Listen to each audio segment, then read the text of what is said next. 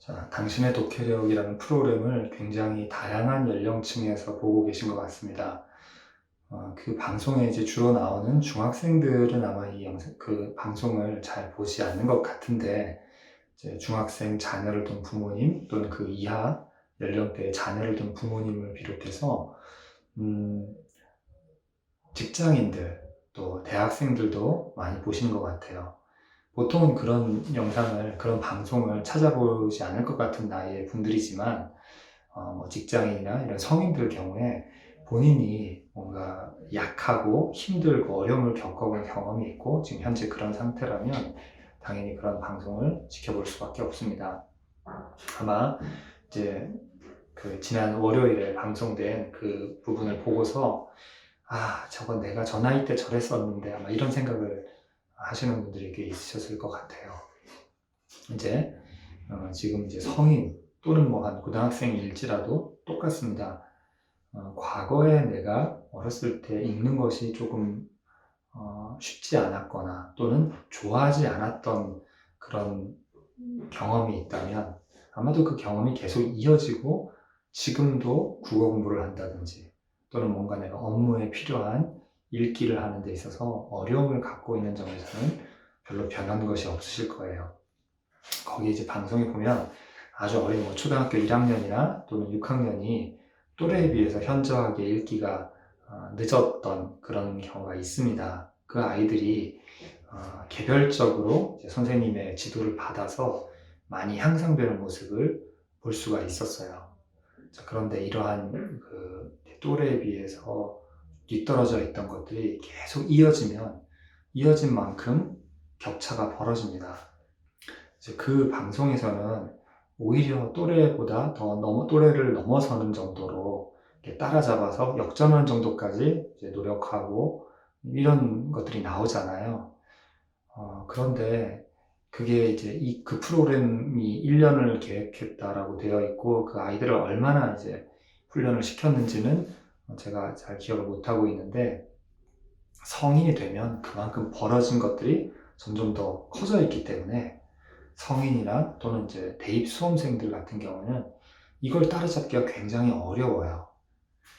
어린 아이일 때는 그러니까 뭐 초등학교까지만 해도 그 아이들이 일단 구어로 주고받은 단어나 이 세상에 대해서, 이 지식에 대한 것들이 어느 정도 있습니다. 당연히 독서를 잘 했던 아이들은 그만큼의 지식이 더 많이 있죠. 하지만 그 지식 격차가 별로 크지가 않고 그때 읽는 글들은 그 지식을 기반으로 이해해야 되는 그 정도가 그렇게 아주 깊고 넓지 않아요. 그렇기 때문에 글을 읽고 눈으로 보고 그것을 소리로 바꾸는 그런 이제 부회부화 과정, 의문을 읽어내는 그 정도 단계가 가장 강조되고 그것을 원활하게 할 수 있으면 상당 부분 쫓아가게 됩니다. 자, 그런데 성인이 됐을 때도 여전히 그런 의문에 대한 인식이나 이런 부분에 어려움이 남아있는 분들은 굉장히 심각한 분들이고요. 좀 쉬운 글에 있어서는 무난하게 잘 읽습니다. 이해를 제외하고. 그렇기 때문에 그때 이제 어렸을 때 그렇게 뒤쳐져 있는 부분들을 그대로 방치하거나 깨닫지 못해서 내버려 둔 상태에서 고등학교, 대학교까지 오게 되면 이때는 그분들이 읽는 것이 편안하지 않기 때문에 회피한다든지, 그래서 읽는 것을 피해왔기 때문에 그만큼의 지식이나 어휘력, 그리고 글을 통해서 뭔가 지식을 쌓는 그런 능력들이 굉장히 떨어져 있습니다. 그러니까 떨어진다는 건 올라갔다 내려간다는 뜻이 되니까 이렇게 올라온 적이 없는 거예요. 이렇게 낮아요. 마찬가지로 어떤 경우는 또 나름 그래도 독서를 계속해 왔지만 남들이 독서하면 거기서 한 뭐 7, 80%를 받아들이고 새로운 것들을 습득할 수 있다면 그렇지 못한 분들은 한 4, 50%밖에 습득을 못했다라는 거죠. 그러면 똑같이 독서를 하고도 마음속에 남아서 더 지식이 발전하는 그런 게 적다라는 거고요. 당연히 어휘도 습득이 낮습니다. 아는 단어이긴 한데 그 어휘를 알고 자신의 어휘력으로 만드는 능력이 낮아서 같은 독서를 했어도 그분의 어휘 처리 능력이 좋지가 않은 이제 그런 경우들을 봅니다. 그러니까 이거는 이제 아예 독서를 싫어해서 회피해서 독서 능력이 낮은 것보다는 덜 심각하지만 더 숨어 있어요. 그래서 이게 더 괴롭기도 합니다. 즉, 자신이 다른 과목 공부를 잘해요. 그런데 국어만 못한다든지 또는 뭔가 읽어서 하는 것들이 굉장히 어려워서 다른 걸 잘하니까 잘하는 그 학습 능력을 그대로 갖고 와서 국어라든지 국어와 관련된 읽기와 관련된 부분에 있어서도 똑같은 어떤 성취를 갖고자 합니다. 하지만 그게 안 되는 거죠. 그 원인이 잘 드러나지 않으니까. 그래서 굉장히 좌절하고 왜 그럴까? 그래서 그 사람들의 어떤 그 목표, 성취 목표들은 보통 그러니까 성적이 좋은 사람들에 맞춰져 있어요. 그런데 국어라는 점에서 좀 이게 안 되니까 굉장히 이제 거기에 대한 좌절감이 큽니다. 내가 이것만 잘하면 다른 과목 잘하는 만큼의 성취를 해서 그만큼의 어떤 뭐 진학이라든가 이런 것들을 할 수 있을 텐데 이렇게 생각을 합니다.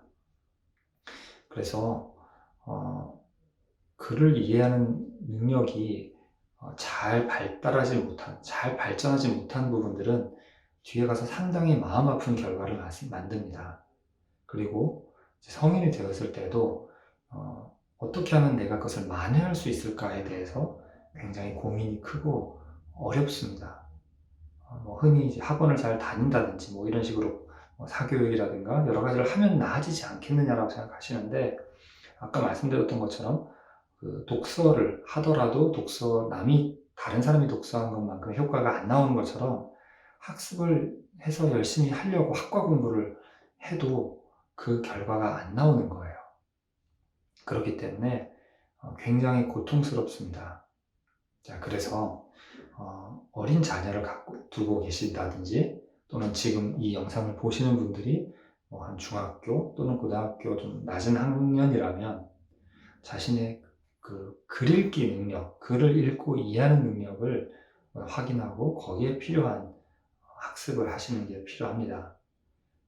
그냥 늙다 국어 문제를 푼다든지 이렇게 하면 된다라는 얘기를 듣고 따라 쫓아서 하시는 것보다 정말 자기의 능력을 돌아보고 노력하시는 게 필요하다고 생각해요. 마찬가지로 이미 그 나이를 넘어서서 고등학교를 졸업한 이후에 글 읽기 능력이 부족함을 계속해서 느껴오셨던 분들은 굉장히 답답하셨는데 자신이 어떤 점에서 국어 능력이 좋지 않은지 그런 부분들을 확인하고 그것을 이제 보완해 나가는 그 시작을 빨리 하시는 게 좋다고 생각합니다. 제 다른 영상에 보면 그 검사에 대해서 제가 하는 검사 여러 가지에 대해서 나와 있습니다.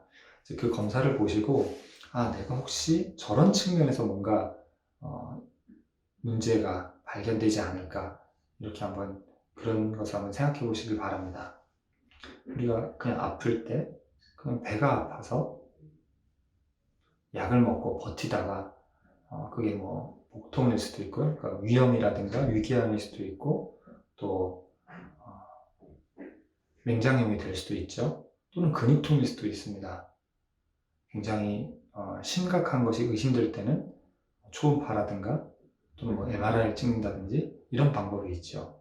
그냥 육안으로 본다든지 통상적으로 거기가 아프면 어떤 약을 먹으면 된다. 이런 것 가지고서는 나아지지 않는 그런 경우가 있습니다. 그렇기 때문에 여러분의 글 읽기로 인한 어떤 고통 그리고 이걸 어떻게 개선해야 되는지 알 수 없을 때 좀 더 면밀하게 좀 생각해 보셔서 그냥 일상적인 또는 일반적인 방법들을 택하지 마시고 좀 더 알아보시고 찬찬히 살펴보시길 바랍니다. 자, 또 다음 회차에는 어떤 방송이 나올지 기대됩니다. 이제 어떻게 더 향상될지에 대한 얘기를 하겠다라고 되어 있었는데 아무래도 이것이 조금 낮은 연령대 학생들에게 초점을 맞춰지다 보니까 그 학생들에게 부족한 그런 글자를 소리로 바꿔주는 단계의 것을 위한 읽기 유창성에 초점을 맞추고 있는 그런 아쉬움이 있습니다.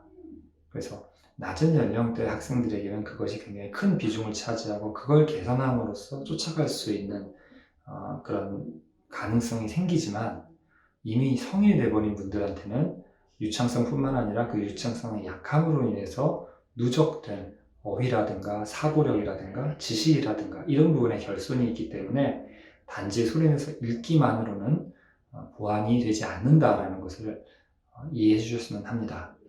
자, 감사합니다.